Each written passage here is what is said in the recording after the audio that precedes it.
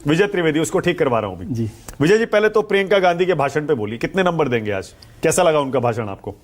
नहीं, एक तो मैं बधाई नंबर तो नहीं दे सकते, लेकिन बधाई देना चाहता हूं कि चलो उनका पार्लियामेंट्री या इलेक्टोरल जो पारी है, इनिंग जो है वो शुरू हुई है आज एक तरह से ऑफिशियल तरीके से, जब उन्होंने मेडन स्पीच दिया। हाँ।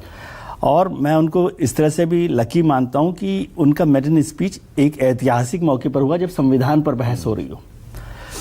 तो उम्मीद हम लोग करते हैं कि संविधान पर जब बहस हो रही हो तो प्रियंका जी जो कांग्रेस की मतलब वैसे तो बड़ी लीडर हैं, पार्लियामेंट में पहली बार आई हैं और पहला मौका उनको मिला, इससे भी समझ में आता है कि कांग्रेस उनको एक मजबूत नेता के तौर पर देखती है। लेकिन और दूसरी बात, मैं पार्लियामेंट्री डिबेट्स को ऐसा समझता हूं कि एंटीसिपेशन होना चाहिए स्पीच में। एंटीसिपेशन का मतलब कि जैसे अभी चर्चा हुई कि भाई सबसे आखिरी भाषण प्रधानमंत्री जी का होगा। हाँ। तो प्रधानमंत्री जी क्या क्या बोलेंगे, उन सब चीजों के सवालों को या उन आरोपों का जवाब आज हमारे पास होना चाहिए था कांग्रेस के पास। और कांग्रेस ने ये बहस शुरू की है तो संविधान को लेकर उस पर चर्चा होनी चाहिए थी। हालांकि उन्होंने तो सारे बॉक्सेस को टिक किया आज, जो कांग्रेस का एजेंडा है, जो राहुल जी का एजेंडा है, अडानी जी का, ईवीएम का, तमाम तरीके, उसमें कोई बुराई नहीं है, सब चीजों पर किया। लेकिन मैं समझ रहा था कि वो क्योंकि कांग्रेस का कंट्रीब्यूशन कॉन्स्टिट्यूशन बनाने में भी बहुत महत्वपूर्ण है। राजनाथ जी ने कहा कि कांग्रेस ने संविधान नहीं बनाया, ये बिल्कुल ठीक बात है, लेकिन कांग्रेस के कंट्रीब्यूशन को भी आप इग्नोर नहीं कर सकते। उस कॉन्स्टिट्यूएंट असेंबली में ज्यादातर मेंबर्स जो हैं कांग्रेस के ही हुआ करते थे, तो वो उसको किस तरह से लिया गया, किस तरह की बात हुई, उस पर चर्चा उनको करनी चाहिए थी कि कांग्रेस का कंट्रीब्यूशन क्या है। अब हकीकत देखें तो अभी तक 106 अमेंडमेंट हो गए संविधान में, उसमें से 76 जो है कांग्रेस ने किया। 106 में से 76 जो है मतलब इंदिरा जी ने, जवाहरलाल नेहरू ने 17 किए, इंदिरा जी ने 28 किए, राजीव जी ने किए, तो कुल मिलाकर 76 अमेंडमेंट्स कांग्रेस ने किए। 76 का भी कोई मतलब नहीं है, मतलब है महत्वपूर्ण कि जो अमेंडमेंट 38 किया गया, 39 किया गया, साधना जी को पता नहीं याद है कि नहीं, और 42 जिसे हम मिनी कॉन्स्टिट्यूशन कहते हैं वो, तो 38, 39 भी बहुत महत्वपूर्ण है, जिसमें पावर्स बदली गई प्रेसिडेंट की, प्राइम मिनिस्टर की। 39 अमेंडमेंट में वो किया गया जो शायद कभी कोई नहीं करता, जिसे आत्मा कह सकते हैं आप लोकतंत्र की, कि प्रधानमंत्री थी इंदिरा गांधी और उन्होंने ये अधिकार उसमें बदलाव किया कि जो प्रधानमंत्री के चुनाव या प्रधानमंत्री के उसको लेकर चर्चा नहीं की जा सकती, चैलेंज नहीं किया जा सकता, चर्चा नहीं, चैलेंज नहीं किया जा सकता। तो बड़ा बदलाव हुआ है, 42 अमेंडमेंट भी हुआ। लेकिन अब वो तो क्या कि सब लोग के इतिहास में इतनी सारी चीजें हैं। एक तरफ उदयवीर जी बैठे हुए हैं जिनके नेता जेल में रहे 1.5 साल इमरजेंसी में, एक तरफ मलूक जी बैठे हैं जो इंदिरा गांधी के सपोर्ट से प्रधानमंत्री बने, चरण सिंह जी। अब क्या है, ये तो याददाश्त की बात होती है, कब कब याद रहता है, कब नहीं रहता है। मुद्दा वो नहीं है, महत्वपूर्ण है कि संविधान को लेकर जो आत्मा है उस पर बहस होनी चाहिए। ये 2 दिन जो है बहुत महत्वपूर्ण है। मुझे आज याद आ रहा था, आपसे भी मैं चर्चा कर रहा था कि 2002 में जब पार्लियामेंट के 50 ईयर्स हुए थे तो एक बहुत अच्छी डिबेट वहां पर हुई थी।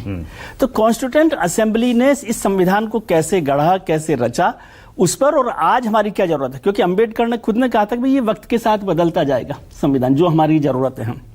लेकिन उसमें एक बात उन्होंने और कही थी कि अच्छे लोग किसी भी खराब संविधान को भी अच्छे से चला सकते हैं और खराब लीडरशिप किसी भी अच्छे संविधान को खत्म कर सकती है।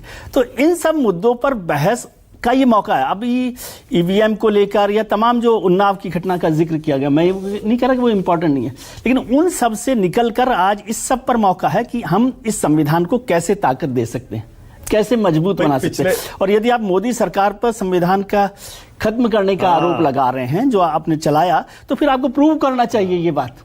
इससे बड़ा मौका तो नहीं हो सकता ना।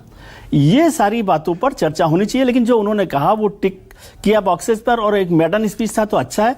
ज्यादातर लोगों ने, मैं वहां पार्लियामेंट में था तो लोगों ने कहा कि राहुल जी से अच्छा भाषण था।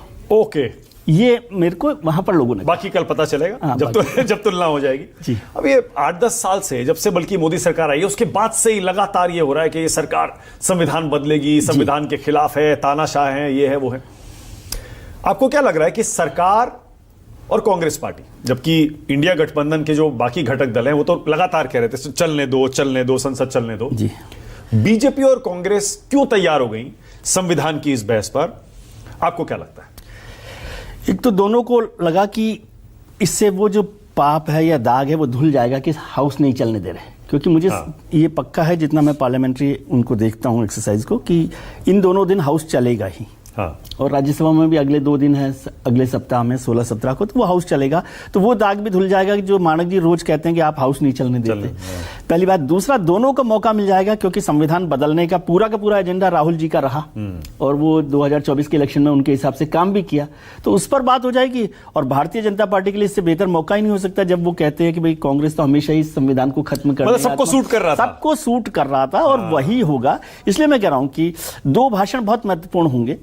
जो प्रधानमंत्री जी का कल रिप्लाई होगा और राज्यसभा में अमित शाह जी जो भाषण देंगे, तो वो दोनों भाषणों की, और दोनों बढ़िया बोलते हैं, दोनों बढ़िया बोलते हैं। तो उसी तरह मैं लिस्ट देख रहा था, अभी पता नहीं है कि नहीं, आज तो मनीष तिवारी का नाम नहीं था कांग्रेस की तरफ से, तो उस तरह के लोगों को भी कांग्रेस की तरफ से बोलना चाहिए, तो उस पर बहस होगी और ये सूट करेगा। लेकिन ये मौका है कि हम संविधान में जो भी बदलाव करना चाहते हैं या हमारी जो मौजूदा व्यवस्था है, संसदीय व्यवस्था, उसको क्या सुझाव दें, ये सुझाव का वक्त है। मतलब इसमें मोदी जी क्या करेंगे नहीं करेंगे, नहीं, सुझाव का वक्त नहीं है विजय जी, कहाँ आप जा रहे हैं? नहीं, सुझाव का मतलब कि ये 2 दिन की बहस तो इसलिए कर रहे हैं ना, सुझाव कहाँ सुझाव की, या तो बहस आरोप प्रत्यारोप पर, तो आरोप में ये तय कर दें कि ये सरकार संविधान खत्म कर रही थी, ये तय कर। अच्छा, मलूक नागर कुछ कहना चाह रहे थे, मलूक साहब बोलिए जरा, क्या कहना चाह रहे थे आप?